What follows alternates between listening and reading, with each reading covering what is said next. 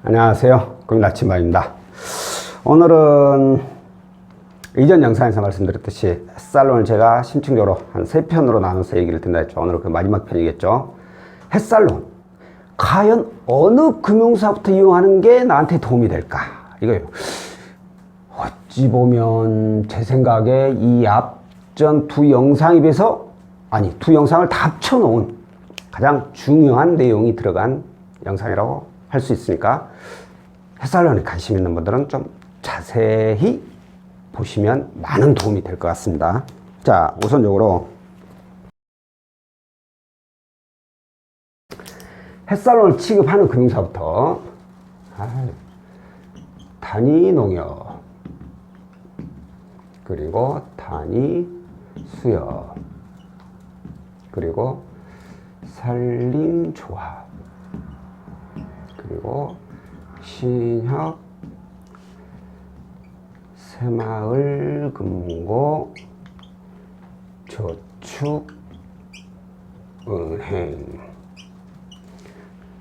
이렇게 6곳의 금융기관으로 나눠진다고 했죠. 자, 그런데 다만 이 단위수협하고 산림조합, 얘네 둘은 워낙 취급하는 곳이 없기 때문에, 취급하는 곳이 없는지 어쩐지는 모르겠고, 이용하신 분들이 거의 없기 때문에 이 수협하고 산림조합은 제가 통계를 모르겠어요. 통계라기보다는 아무런 정보가 없어요.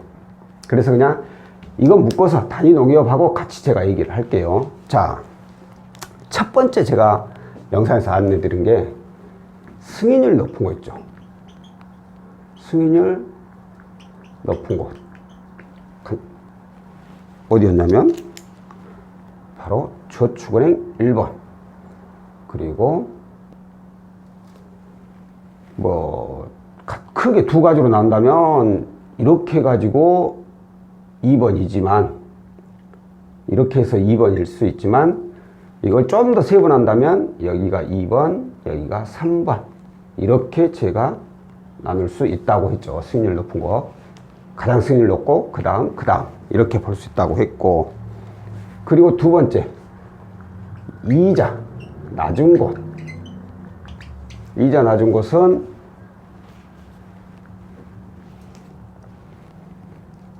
이렇게 세분화돼 가지고 여기가 1번 단위농협이 가장 낮다고 제가 그 정보상 가장 낮은 곳으로 파악하고 있고, 신협 새마을금고 여기가 2번으로, 그리고 저축은행이 3번 가장 높게.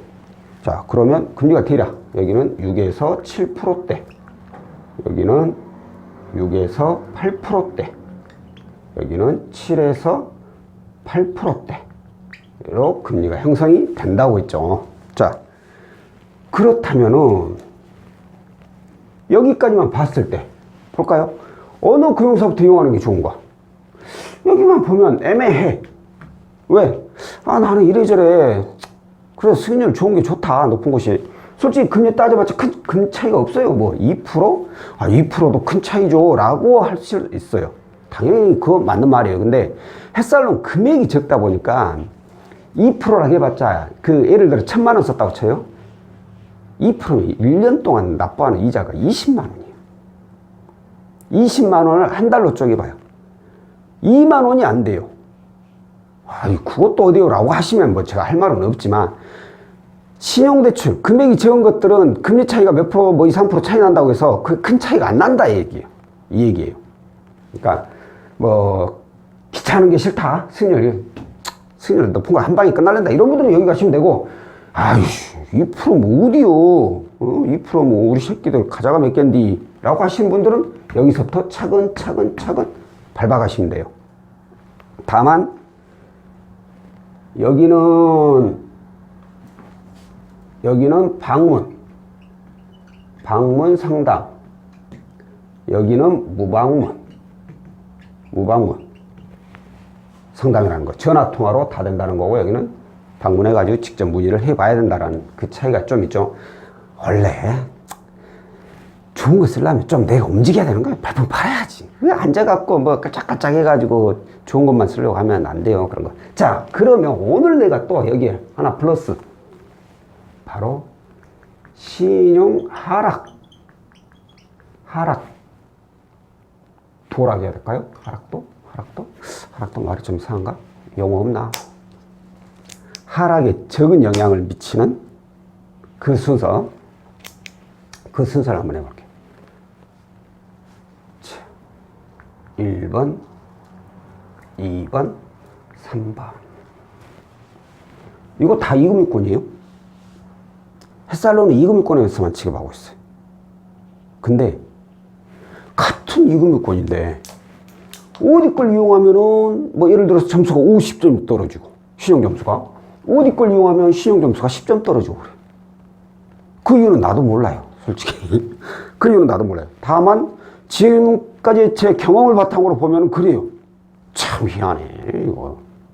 그러니까 햇살론 아무리 이금융권이라 하더라도 내 신용도도 중요한 거거든요. 내 신용 하락에 가장 적은 영향을 미치는 것부터 하겠다. 그러면 무조건 여기부터 가야죠. 이 단위농협, 단위수협, 산림조합. 만약 여기 방문해갖고 신청을 했는데 부결났어. 그럼 또 여기를 가는 거예요. 여기 가서 또 부결났어. 그럼 여기 가는 거예요. 이 순서대로 대출을 신청을 하게 되면 내 신용도 하락이 조금은 덜하다는 거죠. 거기다가 이자도 순차적으로 더 낮은 것부터 이용할 수 있고, 굳이 따지자면 단점은 수익률이 낮다라는 거.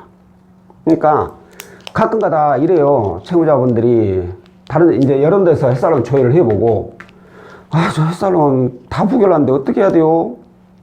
그래서 부결난 사유가 뭔가요? 라고 물어보면 저는 이제 여기 걸 취급하고 있으니까, 저축은행 걸 취급하고 있으니까 저축은행 거하고 비교해보면 저축은행에서는 부결날 사유가 아니거든. 뭐 그것도 또 저축은행마다 또 달라가지고 어디든 똑같이 부결나고 어디든 또 승인나긴 하는데, 제가 취급하는 금융사, 취급하는 저축은행 금융사 따져봤을 때는 부결날 사유가 없거든요. 그러면은 생각을 해보세요. 내가 내 신용에 보탬이 되고 내가 이자를 단 한 푼이라도 줄이고 싶어.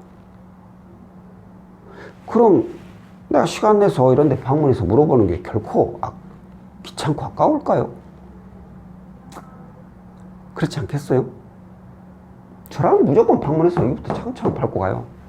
그리고 나서 마지막에 안 된다면 여기 가는 거죠. 근데 이런 거 싫어하시는 분이 있어요. 귀찮아. 귀찮아. 그냥 한 방에 끝낼 수 있는 거, 편리한 거. 그럼 전화 주시면 돼요. 전화 주시면 저는 땡큐입니다. 무조건 고객님들께서, 채무자분들이 움직일 필요 없게끔 해드리고, 서류도 가장 간단해요. 여기가 다른 데는 뭐 급여 명세에서 재직하기서 뭐 이것저것 하는데 4대보험 정도면 납부독실로 끝내버리거든. 서류도 뭐 초음만 있으면 되고, 신분증하고 굉장히 간단해요. 뭐든지 나한테 이런 것은 좀 더 복잡하고 좀 더 힘들다고 생각하시고, 쉽고 간편한 것은 그만큼 나한테 또 손해인 것도 있다라고 생각을 하시길 바랍니다. 자, 오늘은 햇살론 어느 금융사부터 이용하는 게 좋을까? 이걸 보면 돼요. 이거. 승인율 높은 것, 이자 낮은 것, 신용 하락도 적은 것. 여기서 내가 어떤 것을 선택할 건지를 봐야 돼. 이게 좋으면 여기부터 가는 거고, 이게 좋으면 여기부터 가는 거고, 이게 좋으면 또 여기부터 가는 거고. 핵심입니다. 오늘 알려드린 게 햇살론, 진짜. 이것만 알고 본인이 판단을 해서, 결정을 해서 본인 원하는 곳으로 문의를 하시면 될 것 같습니다. 여기서 더 하는 것이 제 생각은 가장 좋은 것 같은데, 천천히 나가는 게 좋은 것 같은데, 뭐 결정은 알아서 하시는 거니까. 자, 오늘은 햇살론 과연 어느 금융사부터 하는 것이 좋은지, 제 자체적인 뭐 검증된 거 아닙니다. 검증된 거 아니고 저의 경험과 정보를 바탕으로 말씀드리는 거고요. 다음번에는 또 다른 내용으로 찾아뵙도록 하겠습니다. 고맙습니다.